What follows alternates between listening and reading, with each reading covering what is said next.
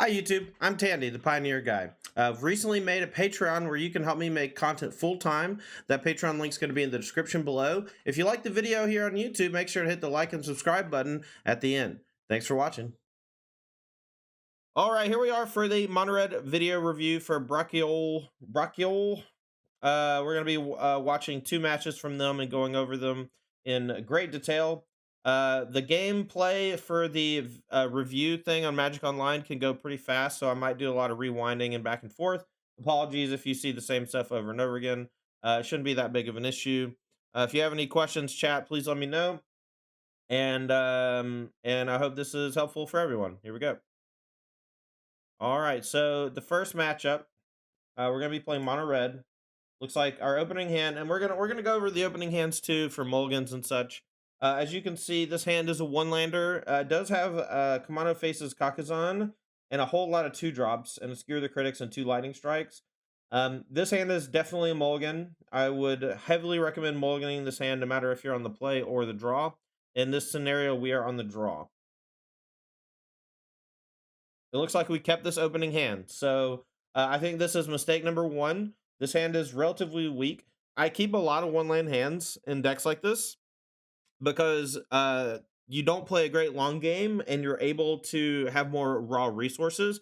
And depending on the matchup, if you're 100% on the matchup and Eidolon the Great Revel is like a kick in the nuts against things like Storm or whatever, then maybe this is a keepable hand. But in the dark, only having the 1/1-drop creature, not having a creature to play to put the extra counter on unless you draw the land or a 1-drop creature, I think that this is a mulligan. All right, opponent is irrigated farmland, that's blue-white control. We drew the Ramunap Ruins, so right off, we're safe, right? We drew the 1 in 20 or 1 in 19. Let's check at the deck list. Let me just double check on the deck list because we do have the deck list in chat that we can look at, right? So deck. Let's pull it up.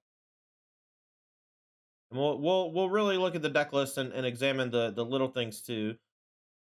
Okay. Regardless, see, so there's 20 total lands. So we had 1 in our opener, so 19 out of what, 52. So a little worse than 50-50 to draw land on the first one. And so you're probably you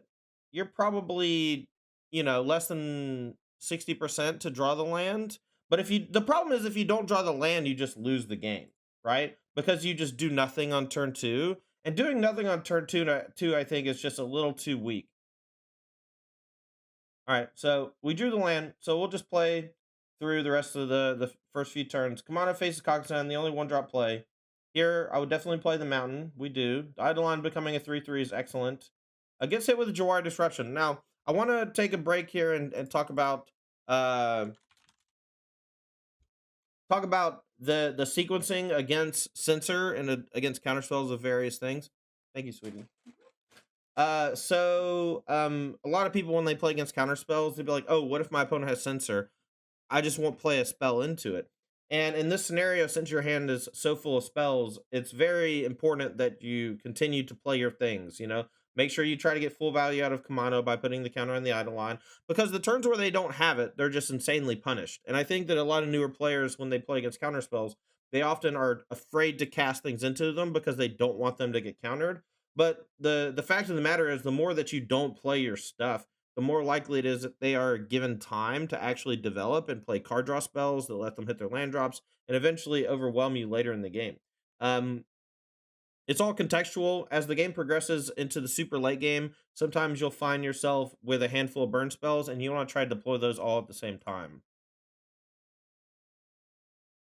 All right, so that gets countered. Opponent plays another farmland.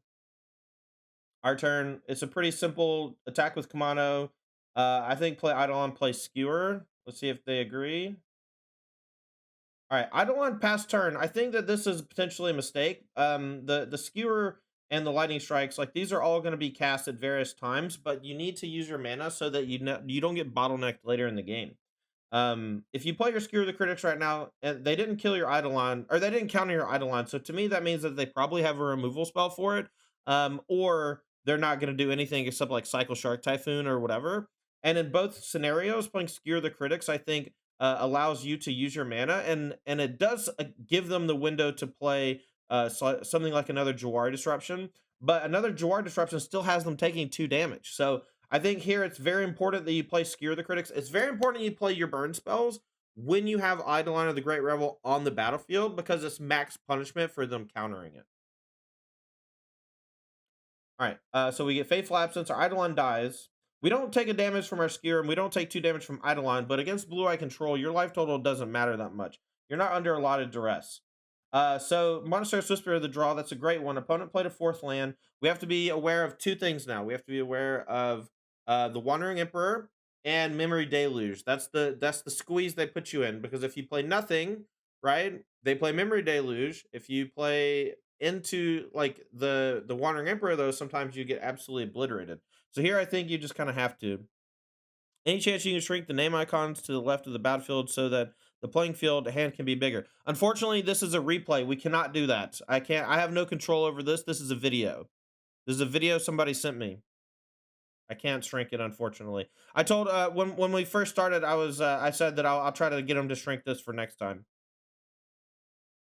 And they're going to be watching this review too. So Monastery Swiftspear here. So some people might fall into the trap of, oh, I'm going to attack with Swiftspear. I'm going to play a Lightning Strike inside combat to deal a little extra damage with Swiftspear. Sometimes that's okay, but I think it's really important here that we play Eidolon, as well as see what our opponent does before we make our decision. We want them to bite first. So we'll attack with 2 things. We don't play anything. And Eidolon post-combat, I think this is an excellent sequence. Now, what this is going to end up happening, though, is that you're going to probably get blown out by a Supreme Verdict. And we'll see what the opponent does, though. To me, this means that they are probably going to cast Deluge because they didn't play the Wandering Emperor. But again, we're in the squeeze, and then Verdict comes, and there's not a lot you can do. And this is actually one of the reasons why Azorius Control is so good in the format, because Supreme Verdict is actually stellar right now. And so when you attack with your 2 things, if they don't play the Wandering Emperor, it might be just like a perfect time to just say go, and then you can crack Clue Token or start playing your Lightning Strikes on your opponent's end step, and then maybe follow up with Eidolon after. Because they didn't play the Wandering Emperor, to me that signifies as almost certainly Deluge, and then very likely of a sweeper on the next turn. So the Eidolon there, I think, is perhaps overstepping, right? Like you're overextending onto the board, and it just makes their board wipes that much more devastating. All right, we drew a Swiftspear. Excellent. Here, this is a great time to do an extra point of damage with the Lightning Strike, so that's a great play. And then opponent here has, 6 mana. We drew Kumano. This is a great start. We can crack the Clue Token or play Skewer, play Lightning Strike. Here, I'm not sure if I would probably just Skewer the Critics. I don't know how much it matters, because at some point this is going to cost 3. Right now it costs 1, but you're losing a mana by casting it and leaving a dead mana. So Kumano faces. Let's see if they counter. They don't. Skewer is fine. They're at 3. Attack with Swiftspear or not. This is actually a super smart heads up play. So I was gonna say you don't want to walk into the Wandering Emperor, especially with the Lightning Strike in hand. So not attacking with the Swiftspear might actually be super smart. Because the Wandering Emperor does allow them to eat it and gain 2 life, but not playing anything allows them to use all of this mana to like cycle Shark Typhoon or whatever. But attacking the Shark Typhoon as a 4/4 also isn't that great. So no attack here is actually really smart, I think. All right, they play another Deluge, but this is also the downside, right? You're getting max punish for not attacking because it allows them to play Deluge instead. All right, so they go for Portable Hole. And now here you're probably going to get yourself a window to resolve the Lightning Strike, so an attack for 2 makes sense. All right, now they go for the Wandering Emperor, now you go for the Lightning Strike. And if they have the Dovin's Veto, they have the Dovin's Veto. There's not really a lot you can do. Okay, well played. I thought that your sequencing there was actually pretty decent. Only a few little things that I would have changed. I would have mulliganed. I would have maybe not cast the Eidolon, because it's pretty clear that they don't have the Wandering Emperor. Almost everyone would take the time to play Wandering Emperor minus and eat something and gain 2 life, or just make a 2/2 blocker and trade with Kumano and still have 2 loyalty on the Wandering Emperor. So I really liked your sequencing in a lot of spots of that game. Like your big picture stuff was good. All right, game number 2. All right, let's check how they sideboard. So I have some comments here from how they sideboarded. So they went +1 Chandra and -1 Skewer the Critics. I don't think they said I don't think I made any other changes. Thought about bringing Ferocidon also as a bigger threat, but didn't think they'd do better than anything I already have in. If I had that 5/4 indestructible haste Hazarat, um, you would have brought that in, but maybe you should add to the sideboard. I've seen others with it. So let's take a look at the deck. So here's how I would sideboard in the matchup. Your sideboard is full of burn spells. First and foremost, I don't think Searing Blood is that good in the format. I think that your deck doesn't really need that extra burst of damage to kill the small creatures. You're decently favored against a lot of the decks that would be playing stuff like that. Um, I would bring in Ferocidon because they have quite a few things that say gain life on them. Here's what I would trim. I would trim Play with Fire. I like Skewer the Critics because it's bigger bursts of damage and it usually always connects. I love Light Up the Stage because they don't have blockers. I love all the creatures, and I love the Chandra Dress to Kills. I think Play with Fire is your weakest burn spell in the matchup. And I actually like keeping Spikefield Hazard when you bring in a 4-drop and 3-drops because it can be a land. So I would just trim like 4 Play with Fire for a Chandra and 3 Ferocidon. The burn spells are good, but Play with Fire is the worst one by a lot. Just because it deals the least amount of damage. It's not the worst one by a lot in general. It's the worst one by a lot in the matchup. Seam Alpaca, thanks for the follow. All right, we're here for game number 2. Let's examine the opener. This seems like a pretty solid opening hand. Team Alpaca, thanks for the Prime Gamer sub. So a couple 1-drops, a Bonecrusher, and a Chandra Dress to Kill. I think that this is a pretty clear-cut keep. Here's a sequencing error that I think a lot of people make. I love leading with Soul-Scar Mage over Swiftspear because later in the game, Swiftspear can come down with haste and give you extra burst damage. And you're only missing out on like a 1-point attack from the Swiftspear on turn 1. Soul-Scar tapped later on is also just, or just with Summoning Sickness later on is just pretty weak. What's up, Jailhouse? All right, so Den of the Bugbear, you want to lead with your dens early, and you lead with Soul-Scar. Good.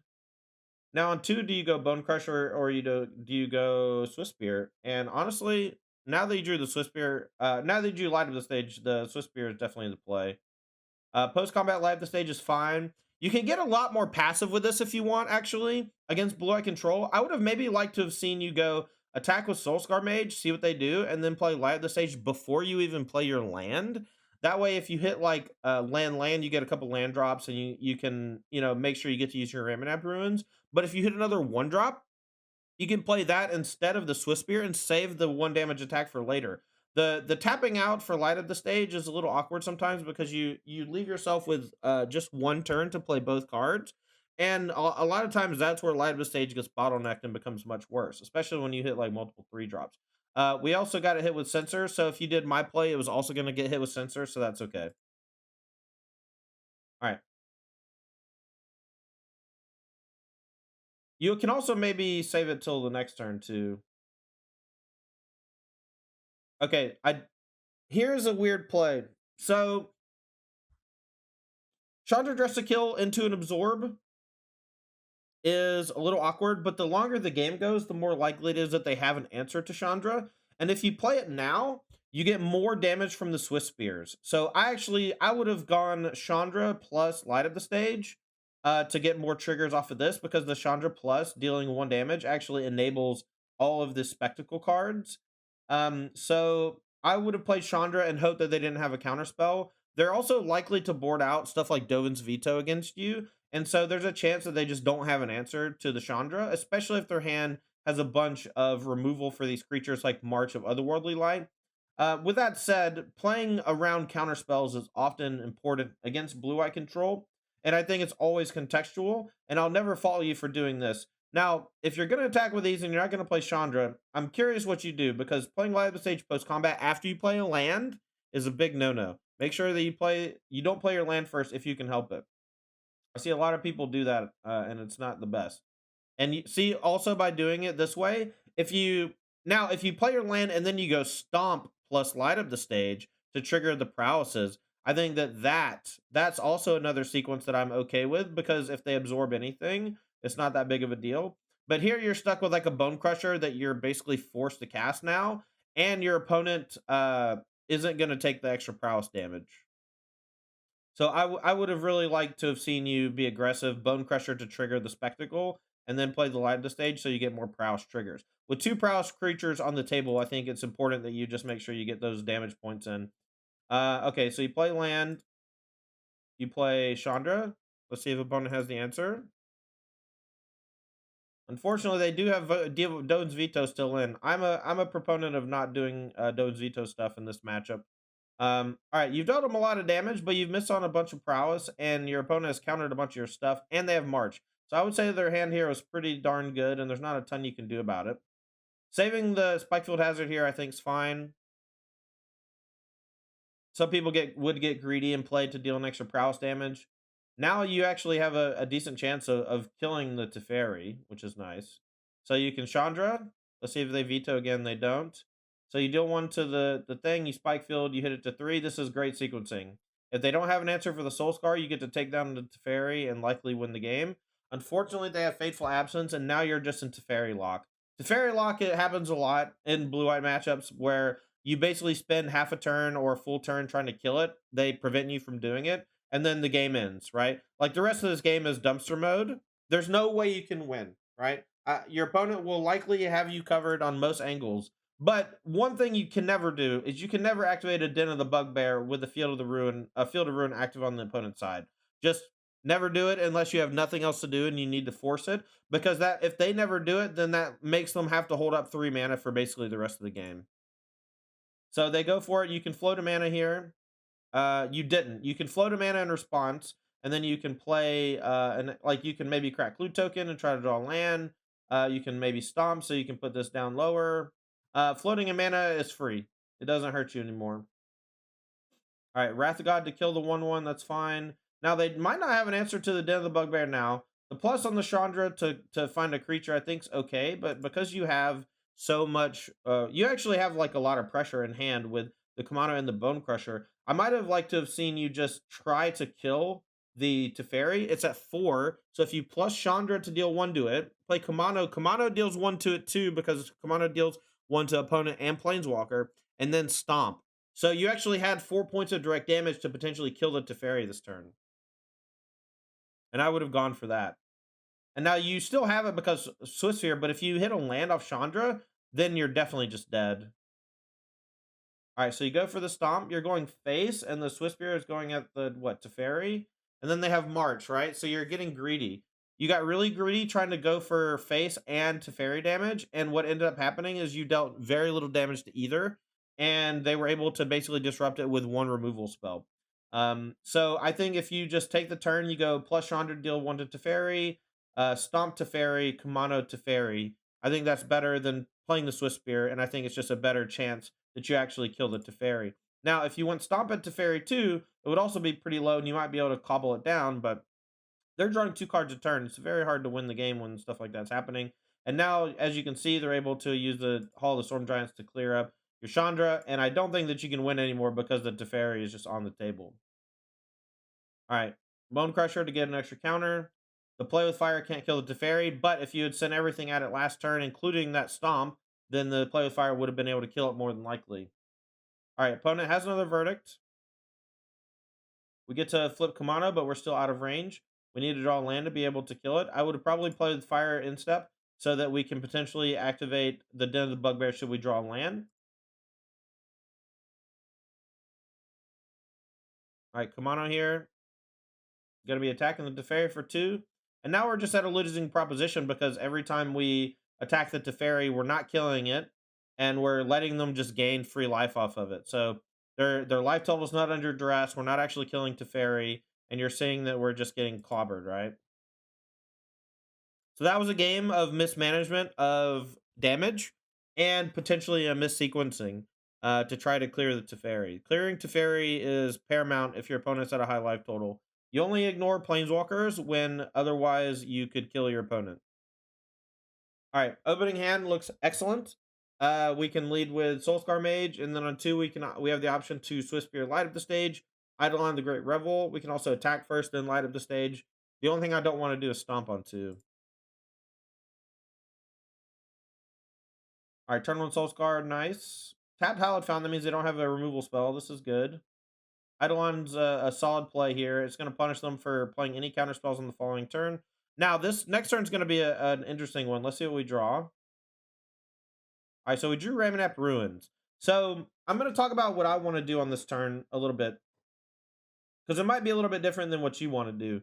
So they can't verdict us next turn. So I think the best line of play is Swiftspear, land, attack, see what they do. If they don't interact with your creatures before damage, I would Lightning Strike face. I don't want to burn a light of the stage here because we have a ton of pressure, and I just want to basically put my opponent under as much pressure as possible early so that when they do cast Verdict, I can just burn them out, right? I can just throw some burn spells at them and burn them out. Light the stage forces you to play the cards. If you find more creatures off of them, you're heavily incentivized to play them, and that just leads to the turn 4 blowout from Verdict. All right, so we got a Swiftspear. Let's see what you do. Love the attack. Let's see if they do anything. They go for a Fateful Absence here. So if they're targeting Eidolon, you let it resolve, then Lightning Strike. Stomp's okay too. Stomp's good too. Lightning Strike and Stomp are similar in the spot. You just want to trigger the prowess and use the cards in your hand without having to overextend onto the battlefield. So here's another turn. So this is actually a spot where I think you made a mistake. If you're not going to cast Bonecrusher, which I don't advise, you should definitely main phase Lightning Strike and then play Light Up the Stage, okay? Because you can play the cards after the Verdict next turn, and you're just missing out on 2 prowess triggers. All right, so here comes Lightning Strike. Let's see what they do. Cycle Sensor. March, okay? And now, see, you just missed the Light Up the Stage 1 prowess damage. And now your opponent just has 1 more life than they would have. Now, you found Skewer the Critics, Bonecrusher. Next turn, they're actually just at lethal from Skewer and Lightning Strike. I assume that that's what we're going to try to do. We have at the very least, we have to play Skewer. Lightning Strike face. Now this this is a fine play, right? But it kind of leaves you face up. I kind of would rather attack with Soul-Scar first, but I like going. The sequence of Lightning Strike plus Skewer the Critics actually plays around the Wandering Emperor, so I don't mind it. I think this is okay. Oh, okay. So here, like, you actually, I thought you were going to do the thing, right? If you go for Skewer the Critics, they have to interact now, right? If they had Absorb, they would 100% have cast it already. But now you're just walking into the Wandering Emperor's life gain. If you play Skewer the Critics first, the Wandering Emperor has nothing to minus on and gain life, right? And so they have to play a Counterspell or they're dead. And then that leaves the Soul-Scar Mage attacking for 3 instead of 2. So I think you actually were on the right path and just didn't commit. You have to commit. All right. Yeah, and see, now you're just getting blown out by the Wandering Emperor. They're going to minus on the Soul-Scar, and you have to play Skewer. They're at 2. And now you're kind of at the mercy of your own Bonecrusher, right? Levy 2 Reptar. All right, you drew Light Up the Stage. Not casting anything, I think, is a pretty big mistake. But I know you're just trying to find a window for them to play Deluge or something, and then you're going to stomp them. I would have maybe cracked Clue Token and looked for a land drop or something. Or at least just have more information. This is like too obvious of a I have something, and so they're never going to tap out. But maybe that's okay too. Waiting for them to tap out ever and then playing the stomp is also fine. Now you have Ramunap Ruins, and now you can just upkeep it, right? No! Never play a spell when you can activate Ramunap Ruins, right? They have Absorb in their deck. If you play a Stomp, they can absorb it and go up to 5 life. They can counterspell it.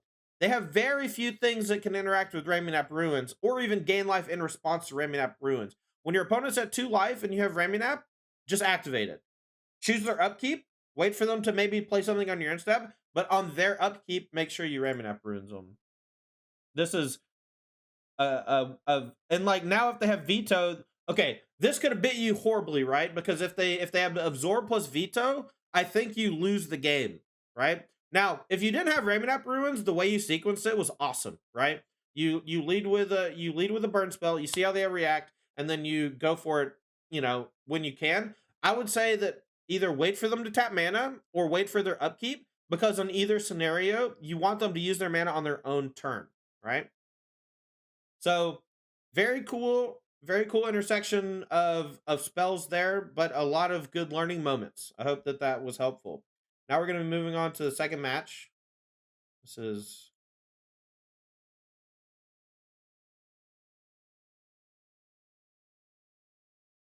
All right, opening hand.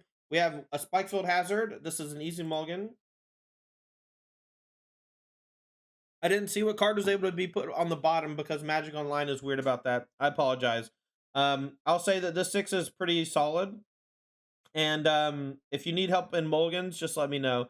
It's very hard for me to, when I'm watching replays, to actually see the card that gets put on the bottom the way the Magic Online replay thing works. So apologies for that. All right, opponents on looks like Rakdos mid. Gonna lead off with Kumano. I like playing Kumano over Swiftspear early, especially with no other creature, because you want to trigger the Swiftspear. Now this is a pretty easy Swiftspear plus play with fire to kill the guy and attack for extra damage. Good sequence. Opponent doesn't have the 3-drop that eats the graveyard, which is nice. The Trespasser is very, very strong against us. Chandra dressed to kill, an excellent top deck. Excellent top deck. Now, I would imagine that at least one, maybe both of your creatures are dying here with this mana. But that means that the Chandra is likely to survive. The Chandra plus deal of damage plus live the stage puts a lot of pressure on them with the Swiftspear. So I would probably just go ahead and do that because you want to deal them damage. You can't cast a spell. You want to deal them 1 with that and turn on the light. Oh, turn on the light. We've already played a land. Okay, next turn we can play Spikefield as a spell or a land. I love it. Fatal Push on the 4/5 and the Stomp. Okay, so they did have the clear. Now let's just hope they don't have Dreadbore for the Chandra. They do. That's the thing about Rakdos, man. They have a ton of removal, and so no matter how you sequence, sometimes it doesn't matter. You just have to weather the storm. It's about maximizing resources as best you can. I would do my best to just simply ignore this card as much as possible. I don't want to Spikefield it. I don't want to do anything to it. I just want to ignore it as much as I can for as long as I can. Chandra is a pretty good draw. We can go Chandra plus Kumano and then play Spikefield Hazard tapped, and that lets us use Sokenzan as a channel as well as activate Den. So far this game, I think you've played well.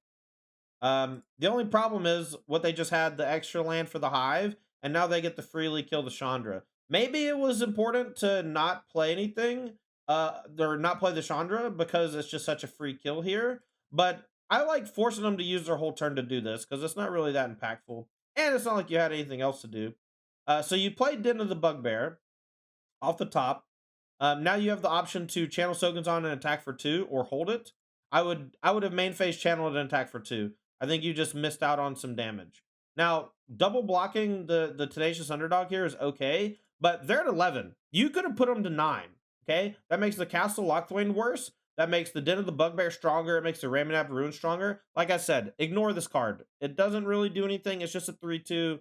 You know, you can feel free to take some damage. If you were using this to protect your Chandra, I would have been much more fine with that. But this sequencing, I think, is just a bit off. All right, they play Bone Man. They play another Tenacious Underdog. So we're under pressure. Now, we do have Play with Fire. Play with Fire on the Tenacious Underdog can kill it here, too, which is sick. And it exiles it permanently. That maybe is another reason to wait and ignore is because the Etching can exile it. But it's not like they want to take damage too much to Tenacious Underdog, right? You're a mono red deck. They can't afford to do that too much. This will also exile it, too, I believe. All right, Skewer the Critics. Now they're at 9. You're under some real pressure here of like, do you go for the face or do you start killing their creatures? And I think because they have Hive, Bonecrusher, Bloodtithe Harvester, it might behoove you to activate Den of the Bugbear and attack and force them to think about trading or taking extra damage. Because if you Skewer the Critics now, you're kind of tipping your hand. But if you activate Den and attack, they're likely going to trade it with Bloodtithe Harvester and then eat the 1/1. And then if they want to attack you next turn for 7, they can, but you're still at 13. This is an interesting spot. I'm curious to see what you do, and we'll talk about what happens based on what you do. Now, nothing is also fine too. Doing nothing means that you want to try to just burn your opponent out. This does leave you somewhat vulnerable to something like a Thoughtseize or a discard spell, but if they're playing Thoughtseize when they're this low on life, I think I'm usually fine with it. They'll probably just discard it to the blood token anyway, right? Now, here comes Hive. And you're activating Den 4 attacks. This is a little strange. This does have Menace, so you can't block with 1 Den, so there's no trade going on here. It's more important that you wait for them to declare all their attacks first. This would be particularly bad if they still had Blood Token, because then they could use Blood Tithe Harvester to kill this now, because it's at sorcery speed. And that would make your Ramunap worse. Alright, so you drew Swiftspear. This isn't the best draw in the world, but what I wouldn't mind doing is going Swiftspear, Skewer the Bonecrusher Giant, and attacking. They're very likely to trade Blood Tithe Harvester for Swiftspear, and that leaves a window for Den of the Bugbear to start attacking. They'll no longer attack with the Hive of the Eye Tyrant if you do that, because they want to trade with Den, and they need to hold up mana to kill your Den. Yeah, this is a very defensive play and one that leaves you subject to more removal. So I think that if not playing the Skewer here, either face or against one of their creatures, I think just leaves you really vulnerable. Like if I were them, I might even attack with the Bonecrusher Giant too, because this is a 2-turn clock. If you attack with Den next turn, you just die. Alright, so you drew another land, not the best in the world, but now you can activate Den, attack, and then play Skewer post-combat. This is actually a pretty decent sequence. And you can Skewer face, right? You're not under lethal. You should 100% Skewer face there, right? And that gives you the ability to A, kill them with Den if they attack all out. You're at 11, so you're not under lethal threat. And it means that you can maybe activate Ramunap Ruins and play a 1-drop spell next turn. At this scenario, not playing the Skewer the Critics is very likely to cost you the game if you draw a card that can win you the game with the Ramunap activation. Even another Spikefield Hazard is lethal if you cast a Skewer the Critics. Alright, so you drew down the Bugbear, so no harm, no foul. It wouldn't have saved you anyway, and you end up being... Oh my god, do they not have it? The Den of the Bugbear attack plus Skewer the Critics is lethal. Holy crap, it just worked. So, the opponent messed up, right? They put you to 1. They were so defensive. They were so defensive early on. And then they just threw the game. You know, the attack for 10 to put you to 1 without a real way to kill you. Honestly, I don't even know what to say. I think that both players in this game made some pretty interesting choices that have cascading effects, right? Not playing the Skewer the Critics means that they are somewhat likely to attack all out, but without being a lethal attack, I think that that's foolish. I think that was a horrible attack from them. I would have liked to have seen the Bonecrusher Giant sit back, because then if you kill it as a blocker, right, you deal 2 damage. Oh no, I guess you wouldn't be at 1. I don't know. A very aggressive attack from them, and it ended up really biting them. And you got paid off for not playing the Skewer the Critics. It's important to note that when you make plays that might not be the best play, sometimes that gives off information to the opponent that is sometimes like obfuscated, right? Like they think you have nothing because you didn't Skewer them last turn, right? And so it kind of disguised that you actually had the Skewer. So in that regard, it actually ended up working. But I think most of the time, your opponent in that scenario without a lethal attack is not going to attack with a Bonecrusher Giant. I think that they made a huge blunder, and you got lucky because of it.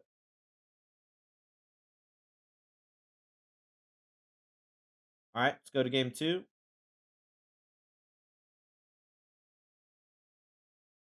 Well, I guess we know we lose this game. That's good. All right, let's take a look at their sideboarding notes. They say this is roughly +1 Chandra, +2 Searing Blood, -3 Skewer the Critic. I grabbed more or less than 2 Searing Blood, but I think this is what I would have grabbed. Too bad it's not in the replay. Yeah, unfortunately, the replay doesn't show exactly how you sideboard.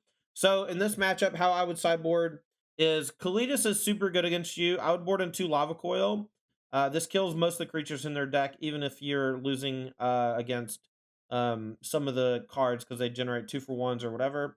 I don't hate Rampaging Ferocidon. They do have quite a few creatures, and it's hard to block, and it makes it so that Kalitas sometimes isn't even good enough.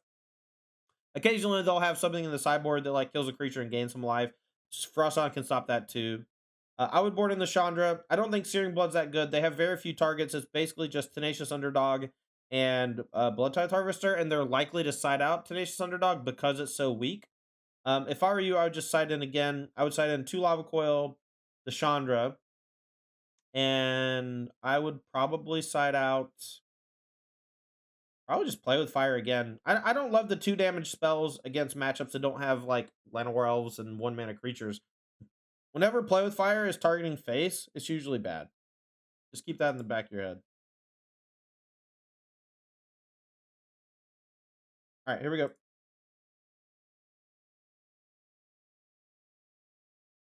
Oh, someone in chat just noted that during replays you can right click and you can see the sideboard. Since we're watching a video of the replay, we cannot do that.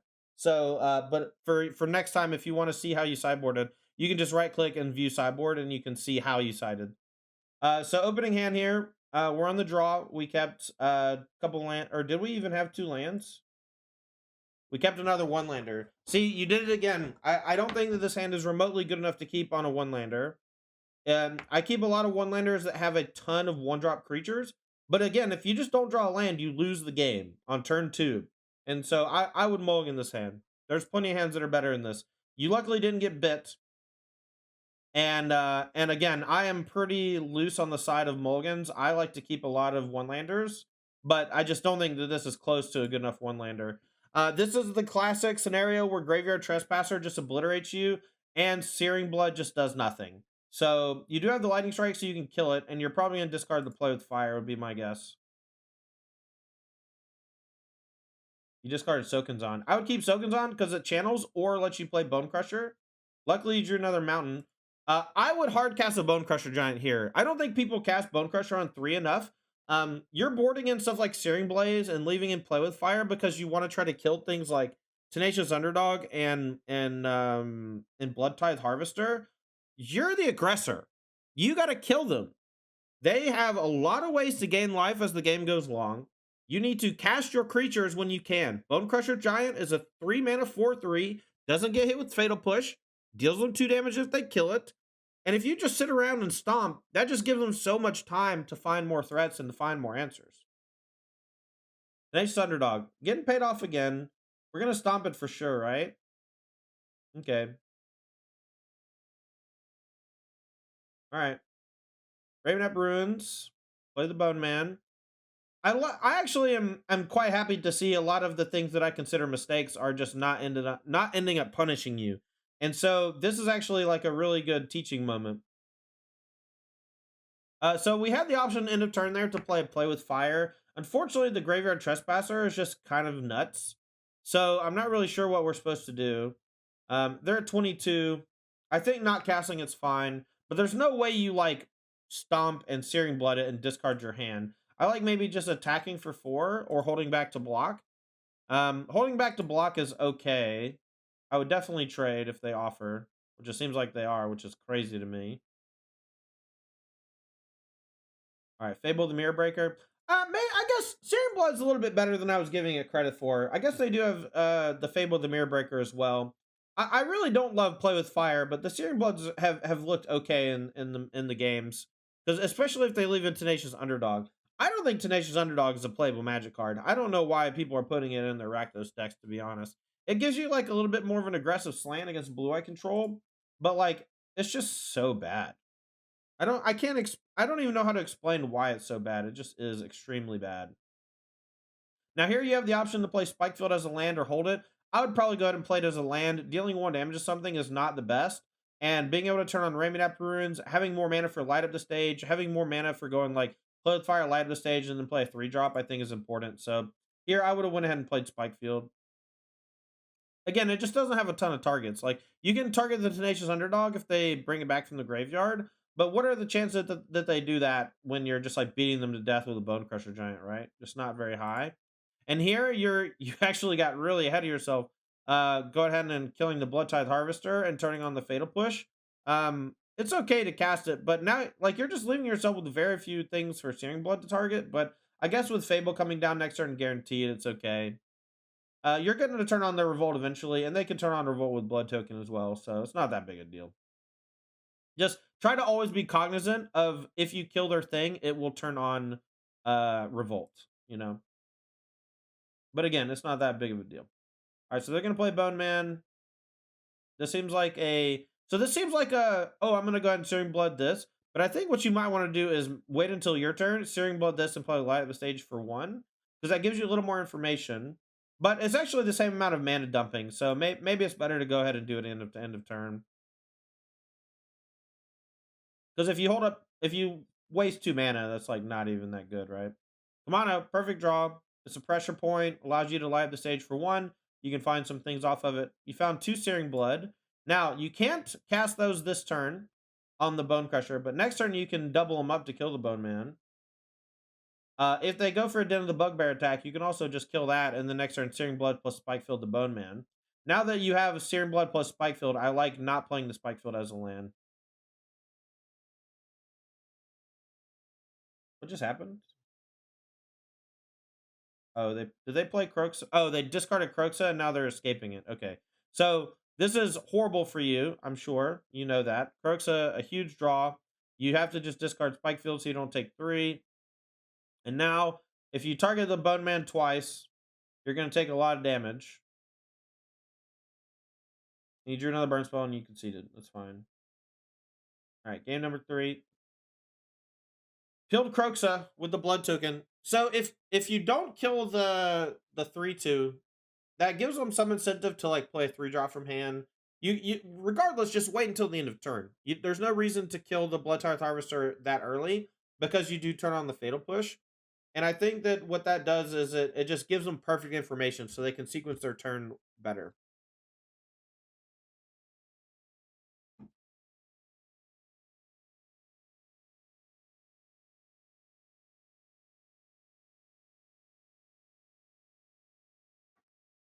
Every warrior brings up Spikefield actually exiles so you don't get the trigger from Searing Blood.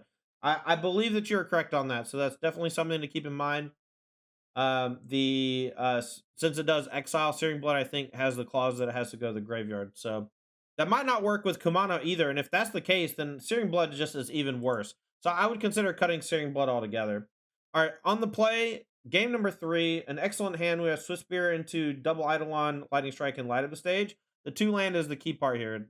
Extremely important to have that second land for those Eidolons. Swamp from them, almost 100% going to be Fatal Push. This is going to open up Eidolon. I love your sequencing. Make sure you attack first. Make sure you play the land. You like threaten to play a thing. Attack first. Actually, no. Excuse me. Revert.